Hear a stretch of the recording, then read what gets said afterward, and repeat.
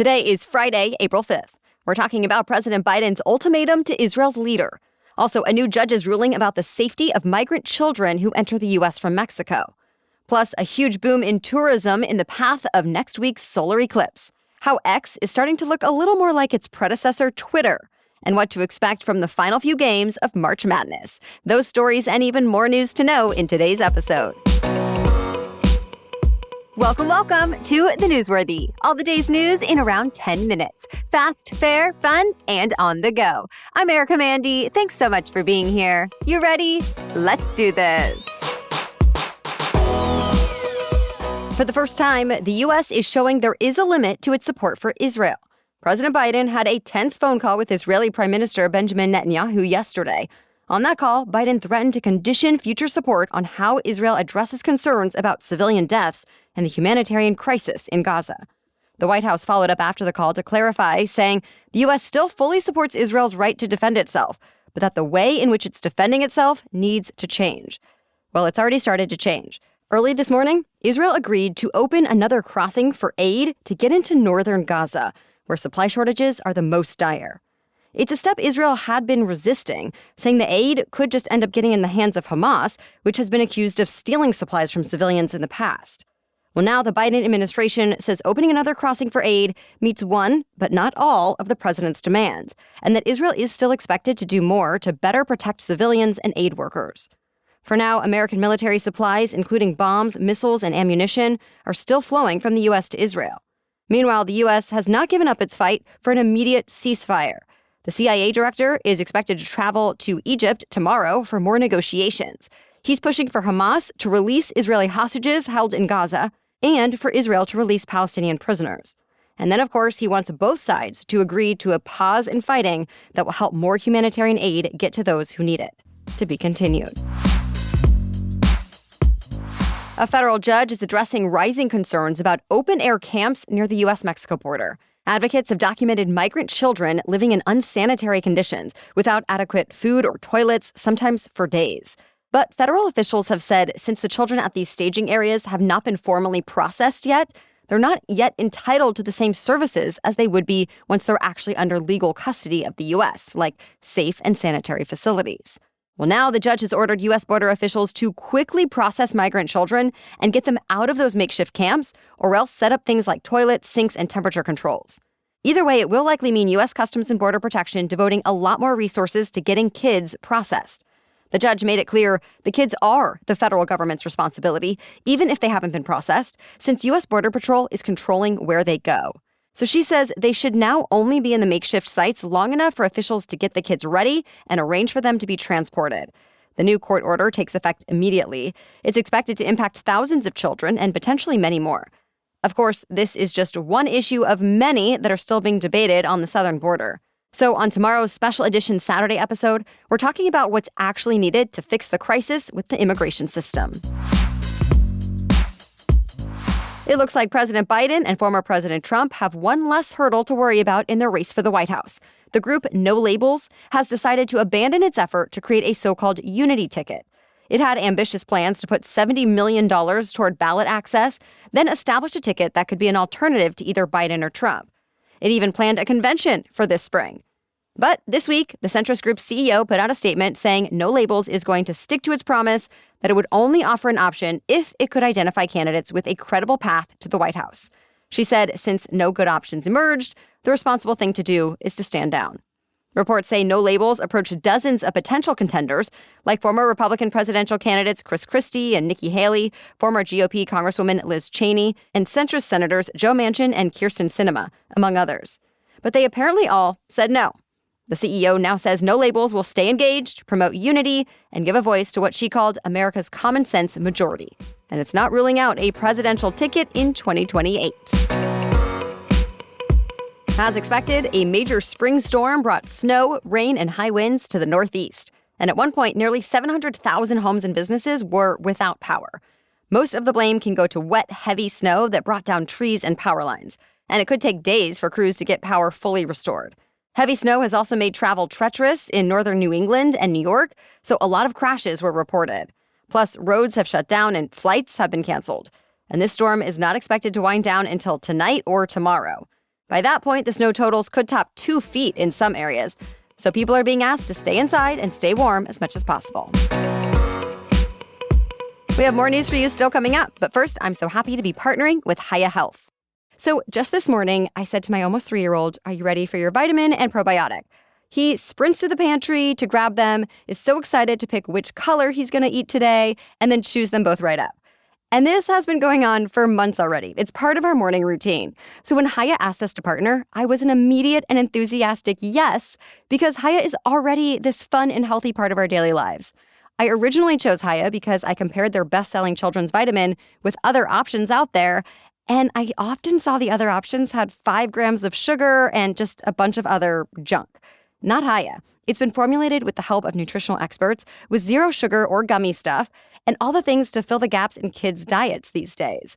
I love how convenient it is because they send each month's vitamins right to my door, and I also get the probiotic now as well, and it's just one less thing I have to think about. So now we've worked out a special deal with HAA for their best-selling children's vitamin. You can get 50% off your first order. To claim this deal, you need to go to haahealth.com/newsworthy. This deal is not available on the regular website, so go to HAA, HIYA, Health, HEALTH.com/newsworthy to get your kids the full body nourishment they need to grow into healthy adults. Now back to the news. Next week's total solar eclipse is fueling a huge boom in tourism. The full eclipse will be visible from more than a dozen states on Monday, and people from all over the country and other parts of the world are going to those states to see it. In all, as many as 3.7 million people are expected to travel to the so-called Path of Totality, aka where the moon will appear to completely cover the sun, and it'll even get dark in the middle of the afternoon. In fact, Arkansas is expecting this to be the single biggest tourism event it's ever seen. Officials in Indiana say they're preparing for records as well, like more than 7 times as many tourists as the 2012 Super Bowl in Indianapolis. In a lot of places, hotels and Airbnbs are 100% booked, campgrounds are full, and rental cars are nowhere to be found. And even though there's no rooms available, many hotels and lodges say they've been getting calls from people offering to pay for spots in their parking lots. Others have decided to just find a place as close as possible and then drive the rest of the way to the Path of Totality on Monday. So roads are expected to be extra busy that day, too. All types of viewing parties are planned, including some at Texas Farms, Hot Springs National Park in Arkansas, and Indianapolis Motor Speedway. Of course, if you do plan to watch the big event, don't forget your eclipse glasses to protect your eyes.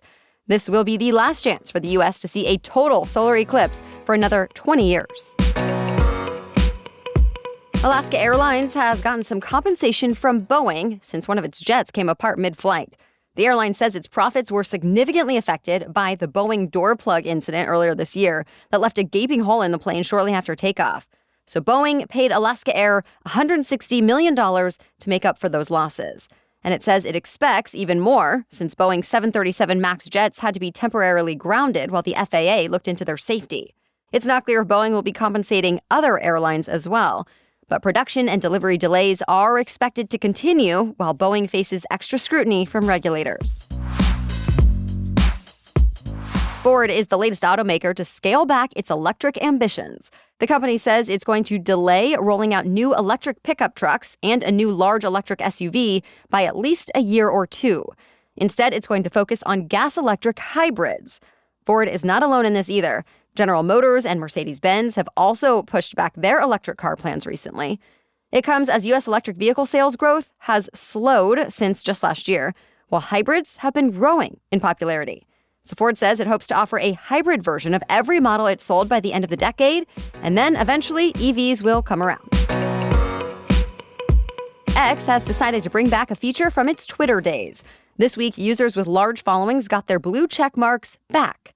They had earned the checks under then Twitter's previous verification system, but then lost them about a year ago when new owner Elon Musk decided only paying users should get checks. Well, now he's changed his mind, going back to giving away checks to prominent users and still giving everyone else the option to buy one for $11 a month.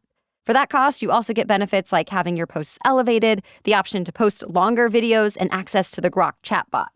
But the checks still get the most attention. So this latest reversal sparked a lot of conversations. Twitter's former head of product criticized this move, saying it defeats the purpose of what the blue check was supposed to be in the first place, a way to know the person tweeting was who they said they were. Musk has found ways around that, at least somewhat, by giving checks in different colors for companies and government entities. Well, this weekend, NCAA's March Madness moves on to the Final Four.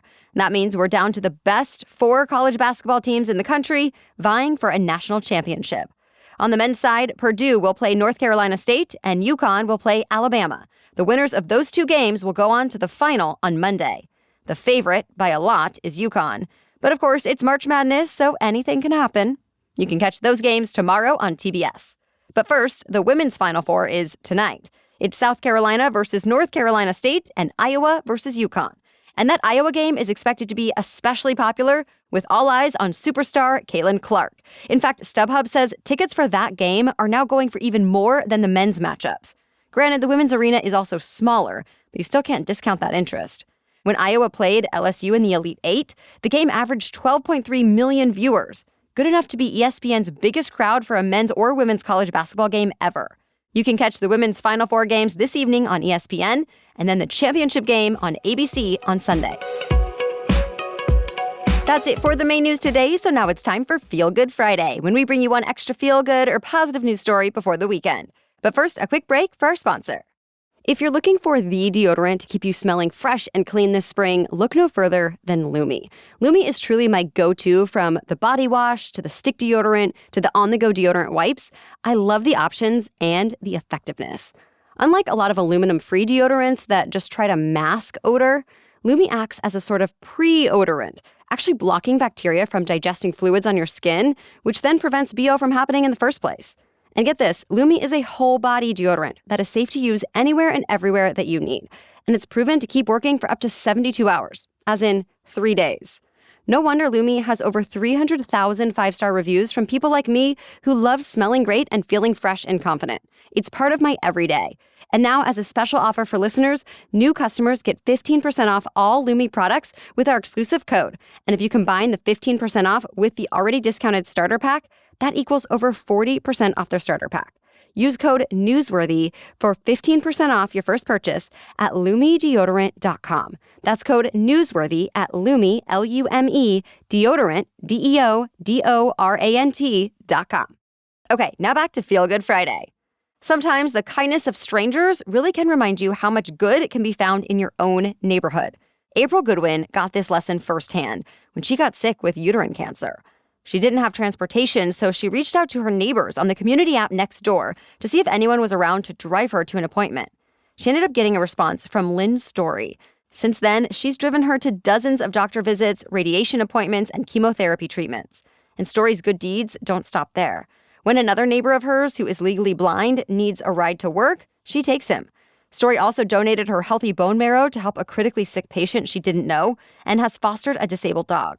Story says she likes to think of herself like a bad weather friend, the kind that's always around in your time of need. As she puts it, quote, "The best way for me to feel good is to help other people feel good." All right, we'll be back tomorrow with our special edition Saturday episode. It's part 2 in our bipartisan examination of the border crisis. Then join us again on Monday for your next news roundup. For now, thank you so much for listening and have a great weekend.